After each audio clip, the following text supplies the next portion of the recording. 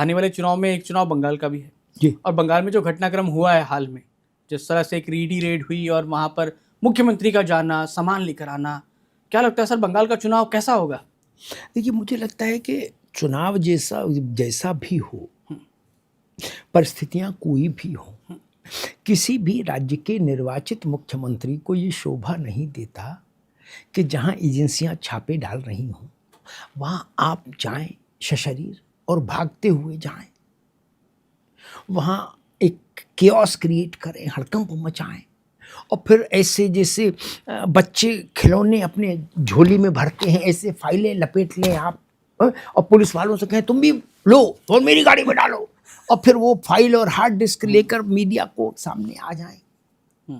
ये तरीका ठीक नहीं। ये राज्य के लिए भी चिंता का विषय होता है और ये केंद्र के लिए भी चिंता का विषय होता है।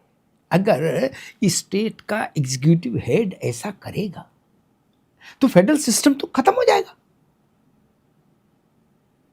मतलब कि सीबीआई किसी को गिरफ्तार करके ले जाए और किसी राज्य का मुख्यमंत्री को गाड़ी से कूदे एकदम माइकल जैक्सन स्टाइल में और सीबीआई वालों को मारना शुरू कर दे, ये क्या तरीका है? सवाल उठ रहे हैं मुख्यमंत्री के रूप में मुझे लगता है ममता जी, और ममता जी तो बहुत सीनियर पॉलिटिशियन है देश की, 15 साल से शासन में है। कोई फाइल थी, हम मान लेते ममता जी की बात कि वो उनके पार्टी की लेन देन की फाइल थी, स्ट्रेटेजी की फाइल थी एंड ऑल, मान लेते हैं, तो भी आपके पास अदालतें थी ना। सड़क पर छीना झपटी होगी क्या? ये तरीका ठीक नहीं। लालू यादव जब गिरफ्तार हुए थे चारा घोटाले में, तो ठीक है उन्होंने अपनी पत्नी को चीफ मिनिस्टर बना दिया, लेकिन जो खतरा सीबीआई को था कि लालू को जब गिरफ्तार करेंगे तो वहां एक सीन क्रिएट हो सकता है, ड्रामा हो सकता है, पटना में लॉ एंड ऑर्डर की सिचुएशन हो सकती है। कम से कम मैं अब याद करता हूं कि लालू यादव ने ये बवाल तो नहीं किया था, कम से कम गिरफ्तारी तो शांति से दे दी थी। हेमंत सोरेन के यहाँ भी हुई थी, उनको भी गिरफ्तार किया गया था। ऐसा कोई स्थिति नहीं बनी कि झारखंड मुक्ति मोर्चा के 100-200 लोग आत्मघाती दस्ता बन के कूद पड़े हों ईडी और सीबीआई पर, नहीं ना। मेरी दृष्टि में ममता जी ने जो किया वो संघीय व्यवस्था के लिए एक अलार्म है।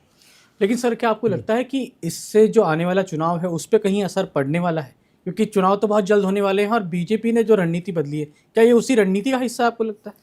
नहीं, देखिए मुझे लगता है कि इसका एक सामान्य अर्थ संदेश, हर घटना का एक सामान्य अर्थ समझना चाहिए कि इसका एक नॉर्मल यूनिवर्सल मैसेज क्या है इस घटना का। पढ़े लिखे लोगों को क्या मैसेज गया उससे चुनाव बहुत प्रभावित नहीं होता। चुनाव प्रभावित होता है कि मासेस को क्या मैसेज गया, बहुसंख्यक वर्ग को क्या मैसेज गया, सामान्य जन को। सामान्य जन को बंगाल में और बंगाल के बाहर भी यही मैसेज गया कि भैया ममता का कुछ तो गड़बड़ है उस फाइल में, नहीं तो वो फाइल अपनी गोदी में छुपा क्यों भागी। अब इस बात का उत्तर ममता जी नहीं दे सकते।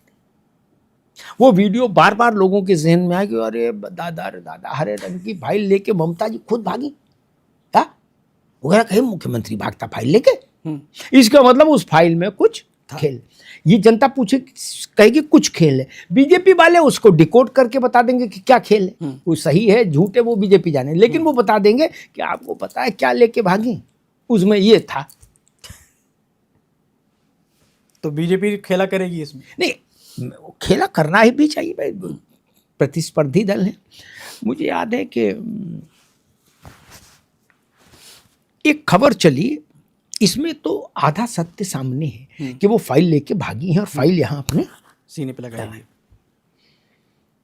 राजनीति में जहां इसमें तो आधा स्थूल पार्ट है, दृश्यमान पार्ट वीडियो, जहां बिल्कुल शून्य में भी खबर खड़ी हो जाती है, राजनीति उसको कहते हैं बाबू। जैसे एक खबर, 2 खबरों का उदाहरण देता हूं, पूरे देश भर में फैली कि संजय गांधी ने इमरजेंसी के दौरान जयपुर में राजमाता गायत्री देवी के महलों को खुलवा के उनके हीरे मोती सोना चांदी 7 ट्रकों में भरवा के दिल्ली मंगवा लिया। क्या दिल्ली मंगवा लिया? इसका कोई वीडियो नहीं, ऑडियो नहीं, कोई फोटो नहीं। लेकिन भारत भर में किस पूर्व पश्चिम उत्तर दक्षिण कहीं चले जाइए, उस समय के व्यक्ति से पूछिए, वो कहेंगे हाँ हमने सुना। क्या सुना है हम। बात खत्म हो गई। तो यानी बीजेपी को इस चुनाव में बस यही बताना है कि कुछ तो गड़बड़ था। नहीं तो जनता से पूछना कि भाई जी बताइए, क्या ऐसा हो सकता है कि मुख्यमंत्री भागता हुआ जाए और फाइल लेके आए? इसका मतलब उस फाइल में कुछ तो है। क्या है आप लोग तय कर लो। आपको क्या लगता है सर, क्या हो सकता है, क्यों भागी होंगी? मुझे लगता है ओवर रिएक्ट कर गई ममता बनर्जी, लेकिन मैं ये कहूँ कि उनका बीपी बढ़ गया था इसलिए वो चली गई, ये भी मूर्खता होगी। वो एक बहुत मजी हुई पॉलिटिशियन है, और पॉलिटिशियन तो पॉलिटिशियन होता है, उसके सिक्स सेंस एक साथ काम करते हैं सारे।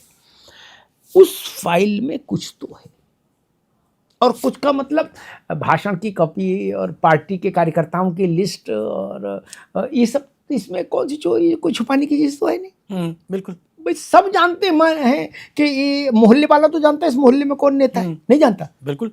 तो उसमें गुप्त जैसा कुछ नहीं। गुप्त केवल वही हो सकता है कि जिसमें आप लेन देन का समीकरण लिख रहे हो, नंबर 2 का। नंबर 1 में भी कोई दिक्कत नहीं, बैंक में ही है क्या। नंबर 2 का लेन देन जिसमें दर्ज हो, ये वही कागज आपको परेशान कर सकते हैं, बाकी कोई कागज। सर जैसा अभी आपसे मैं बात कर रहा था, जब हम लोग आ रहे थे, तो एक चीज़ आपने भी कही कि जब उनके मंत्रियों के यहाँ रेड हुई, वो जेल गए, तब तो ममता बनर्जी नहीं गई। उनके बहुत प्रिय से प्रिय लोगों के यहाँ रेड हुई, उनको केंद्रीय एजेंसियों ने कबूतर बना दिया था। एक वो भारी वजन के मंत्री थे, काफी स्वस्थ, 150-200 किलो के, वो जब पकड़े गए तो उनके घर में नोट कमरे में भरे मिले, और उनकी जो प्रेमिका थी उसके घर में भी मिले। क्या ममता जी ने कोई दखल नहीं दी, पार्टी से और निकाल दिया, बोले भगा उनको। क्या एक वो शाहजहां था जिसने कई महिलाओं का रेप कर दिया था, है ना, और ईडी पर भी हमला करवाया, इतना दुष्ट था तब भी, और वो भी ममता जी का बिल्कुल सिपाही था, तब भी परेशान नहीं हुई। ये कभी परेशान नहीं। अभिषेक को पूछताछ के लिए नोटिस हुए, कभी ममता जी परेशान नहीं, इनका सगा भतीजा है, और अब तो नंबर 2 है।